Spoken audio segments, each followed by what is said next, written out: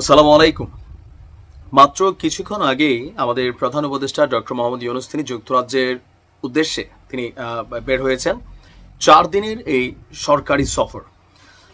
তো ওনার সফরে যাওয়ার ঠিক আগ মুহূর্তে যেই ঘোষণা এসেছে, তবে যারা এই ঘোষণা দিয়েছেন তারাও কারোর কাছে এখন একদম কি বলা হয় যে হাজির বিরিয়ানি, আবার কারোর কাছে আবর্জনা, মানে এক একজন এক এক দৃষ্টিভঙ্গিতে দেখছেন।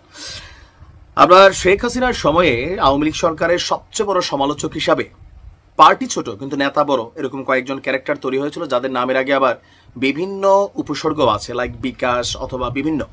তার মধ্যে একজন হচ্ছেন জনাব তারেক।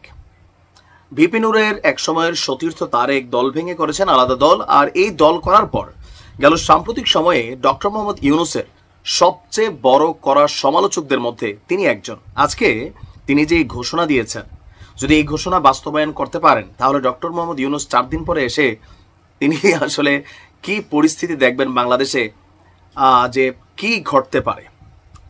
দর্শক, আমজনতা যে দলটি নতুন লঞ্চ করা হয়েছে সেই দলটির সদস্য সচিব মোহাম্মদ তারেক বলছেন, কোনো একটি নির্দিষ্ট দলকে ফেসিলিটেট করা ডক্টর ইউনূসের কাজ নয়।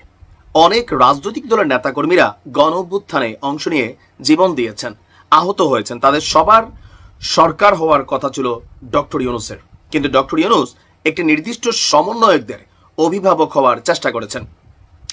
আমরা দেশের জন্য দীর্ঘ সময় ধরে অনেক কষ্ট করেছি, গুম হয়েছি, গ্রেপ্তার হয়েছি, নিপীড়নের শিকার হয়েছি, খারাপ দিন এখনো রয়েছে। আমরা অনেক সুন্দর সুন্দর অফার পেয়েও সেগুলো গ্রহণ করিনি, কোনো অন্যায় সুবিধা রাষ্ট্রের কাছ থেকে নেইনি। আমরা চেয়েছি একটি শক্তিশালী সংসদ, গণতান্ত্রিক ব্যবস্থাপনা, জনগণ ভোট দিবে সেই ব্যবস্থাপনা। এটি লড়াই চলবে এবং ভোট ডিসেম্বরেই হবে। তারপর বলছেন যে তিনি আপনার সমন্বয়ক টোকাইদের আমরা রুখে দেব। শব্দটা দেখেন, সমন্বয়কদের বলা হতো জাতির হিরো, সেই জাতির হিরোকেই এখন টোকাই হিসেবে আখ্যায়িত করে তিনি বলছেন যে সমন্বয়ক টোকাইদের আমরা রুখে দেব। জেলায় জেলায় ডিসি অফিস থেকে এই সমন্বয়কদের টেনে হিচড়ে বের করার জন্য সবাই প্রস্তুত হন। শুধু তাই নয়, সচিবালয় থেকে এদেরকে টেনে হিচড়ে বের করতে হবে। যদি এই ঘোষণা বাস্তবায়ন কার্যক্রম শুরু হয় আগামীকালকে থেকে বা শুরু থেকে, তাহলে পরিস্থিতি কোন দিকে যাবে? এখন কেন বরাবর ডক্টর ইউনূস তিনি মানে অপরদিকে ব্যারিস্টার রুমিন ফারহানা বলছেন ডক্টর ইউনূস শুধু তিনি এবং তার কিছু পোষ্য ছাত্র, তিনি তাদের কথা শুনেই আসলে সবকিছু সিদ্ধান্ত নিচ্ছেন, যেখানে বাংলাদেশের অধিকাংশ জনগণ তারা মনে করছে ডিসেম্বরেই নির্বাচন হওয়া উচিত, কিন্তু তিনি তার পোষ্য ছাত্রদের বাহিরে গিয়ে কোনো সিদ্ধান্ত নিচ্ছেন না।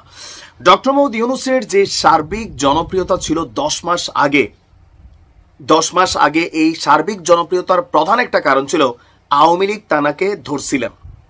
ইভেন আওয়ামী লীগ সরকার দেখেন যেই ইস্যুগুলো নিয়ে ডক্টর ইউনূসকে ধরছেন বা তৎকালীন সময় তাকে আইন আদালত মামলা বিভিন্ন জায়গায় দৌড়াদৌড়ি করাইছিলেন, সেই একই জিনিস আজকে সবাই খোঁটা দিচ্ছে যে ডক্টর মোহাম্মদ ইউনূস তিনি রাষ্ট্র ক্ষমতায় আসার পর এই কাজগুলো সবার আগে তিনি সাইরা নিছেন। গ্রামীণের নামে তিনি কি বলা হয় যে একটা ভার্সিটির লাইসেন্স নিছেন, ইভেন জনশক্তি রপ্তানি বা আদম ব্যবসায়ী লাইসেন্স নিছেন, বিভিন্ন 666 কোটি টাকা কর তিনি মাফ করে দিচ্ছেন, নোবেল পুরস্কার পাইলে এটার কর দিতে হবে না, বিভিন্ন ধরনের অ্যাক্টিভিটিস করেছেন। ইভেন সমন্বয়কদের যে গ্রুপ বা দল এনসিপি, সেই এনসিপি খুল্লা প্রকাশ্যে অপ্রকাশ্যে তিনি কন্টিনিউ সমর্থন দিয়ে যাচ্ছেন।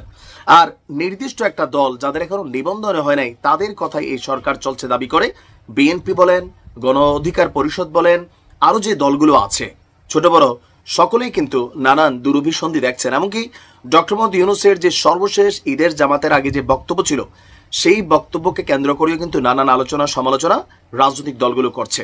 এর মাঝখানে তিনি দেশের বাইরে গিয়েছেন, তো এই 4 দিনের সফর শেষে তিনি ফিরে আসবেন, কিন্তু যে পরিস্থিতি ঘোলাটে আকার ধারণ করছে সেই পরিস্থিতি কোন দিকে যাচ্ছে সময় বলে দিবে। ভালো থাকুন।